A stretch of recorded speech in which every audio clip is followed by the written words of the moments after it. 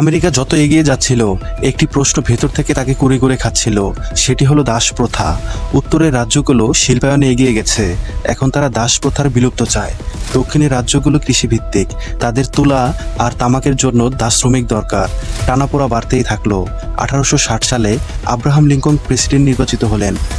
তিনি দাসপ্রথা সম্প্রসারণের বিরোধী ছিলেন, বিধায় দক্ষিণের 11টি রাজ্য ক্ষুব্ধ হয়ে ইউনিয়ন থেকে বের হয়ে গেল এবং গঠন করলো কনফেডারেট স্টেটস অফ আমেরিকা। শুরু হলো আমেরিকার গৃহযুদ্ধ। 1861 থেকে 1865 ইতিহাসের সবচেয়ে রক্তক্ষয়ী যুদ্ধগুলোর একটি। আমেরিকান গৃহযুদ্ধে প্রায় 6,20,000 থেকে 7,50,000 সৈন্য মারা গিয়েছিল, যা আমেরিকার অন্য সব যুদ্ধের মোট মৃত্যু সংখ্যার চেয়েও বেশি। প্রথম বিশ্বযুদ্ধ, দ্বিতীয় বিশ্বযুদ্ধ, কোরিয়া ও ভিয়েতনাম যুদ্ধে যে পরিমাণ মানুষ মারা গিয়েছিল, এই গৃহযুদ্ধে তার চেয়ে অনেক বেশি মানুষ মারা গিয়েছে। 1863 সালে আব্রাহাম লিঙ্কন ইমানসিপেশন প্রোক্লেমেশন জারি করলেন। বিদ্রোহী রাজ্যগুলোর সব দাস মুক্ত ঘোষণা করা হলো। কিন্তু এই ঘোষণা আসলে শুধু বিদ্রোহী দক্ষিণের দাসগুলোদের মুক্ত করেছিল, ইউনিয়নে থাকা দাস রাজ্যগুলোর দাসদের নয়। এটা ছিল আসলে একটা সামরিক কৌশল, দক্ষিণের অর্থনীতি ধ্বংস করা এবং মুক্ত দাসদের উত্তরের সেনাবাহিনীতে যোগদান করানো।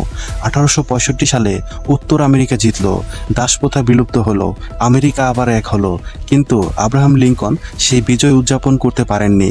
যুদ্ধ শেষ হওয়ার মাত্র 5 দিন পর 1865 সালের 14 এপ্রিল থিয়েটারে বসে থাকা অবস্থায় তাকে গুলি করে হত্যা করা হলো। গৃহযুদ্ধের পর আমেরিকায় এমন কিছু ঘটলো যা পুরো পৃথিবীকে বদলে দিল। শুরু হলো শিল্প বিপ্লব। তবে এই শিল্প বিপ্লব ছিল আমেরিকান স্টাইলে। এই সময় কিছু মানুষ এতটাই ধনী হয়ে গেলেন যে তাদের ইতিহাসে রবার ব্যারন্স বা ডাকাত ব্যারন্স বলে জানে। আবার অনেকে তাদের ক্যাপ্টেন্স অফ ইন্ডাস্ট্রি বা শিল্পের নায়কও বলে। জন ডি রকফেলার স্ট্যান্ডার্ড অয়েলের প্রতিষ্ঠাতা। তিনি এতটাই ধনী হয়েছিলেন যে তার সম্পদ আজকের মূল্যে $400 বিলিয়ন বেশি। তুলনা করলে ইলন মাস্ক ও জেফ বেজোস তার কাছে অনেক পিছিয়ে। রকফেলার ইতিহাসের সবচেয়ে ধনী ব্যক্তিদের একজন।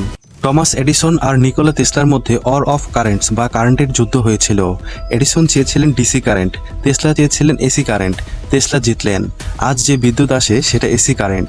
এই সময়ে অ্যান্ড্রু কার্নেগি ইস্পাত শিল্প, জেপি মর্গান ব্যাংকিং সাম্রাজ্য, হেনরি ফোর্ড অটোমোবাইল শিল্প গড়ে তুললেন। নিউ ইয়র্কে উঠতে লাগলো আকাশচুম্বী ভবন, শিকাগো হয়ে উঠল রেলপথের কেন্দ্র, পিটসবার্গ হলো ইস্পাতের রাজধানী। আর সারা বিশ্ব থেকে মানুষ আসতে লাগলো।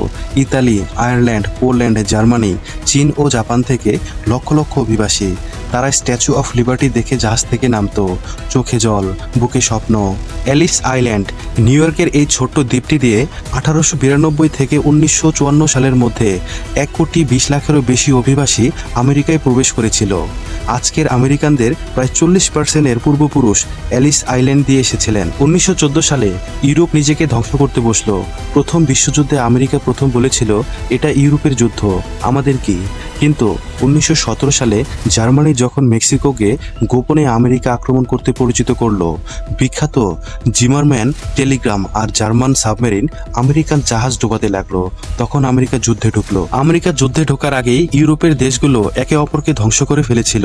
আমেরিকা শেষ মুহূর্তে এসে যুদ্ধের ভারসাম্য বদলে দিল। আর যুদ্ধ শেষে ইউরোপ ধ্বংসস্তূপে পরিণত হলো, কিন্তু আমেরিকার মাটিতে একটি বোমাও পড়েনি। আমেরিকা হয়ে উঠল বিশ্বের সবচেয়ে বড় ঋণদাতা। যুদ্ধের আগে আমেরিকা ইউরোপের কাছে ঋণী ছিল, যুদ্ধের পর ইউরোপ আমেরিকার কাছে ঋণী হয়ে গেল। পুরো সমীকরণ উল্টে গেল।